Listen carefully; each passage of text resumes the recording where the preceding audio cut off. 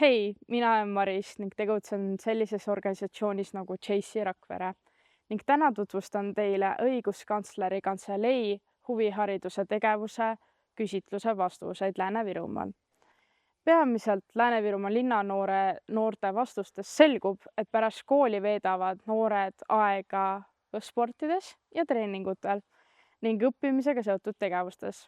Samuti on olulisel kohal ekraanide kasutamine, sõpradega suhtlemine ja erinevad huvitegevused. Kui noortelt küsiti, mida nad vabal ajal rohkem teha sooviksid, toodi esile näiteks sportlikud tegevused, loomingulised hobid, puhkus ja sõpradega aja veetmine. Mitmed noored tõid välja huvi muusika, kunsti, tantsu ja teiste loovate tegevuste vastu. Suurimateks takistusteks aga nimetasid noored peamiselt koolikoormust. Õppimine ja kodused ülesanded võtavad noorte hinnangul suure osa nende ajast. Takistustena nimetati ka ajapuudust, väsimust ja mõnel puhul ka rahalist piirangut.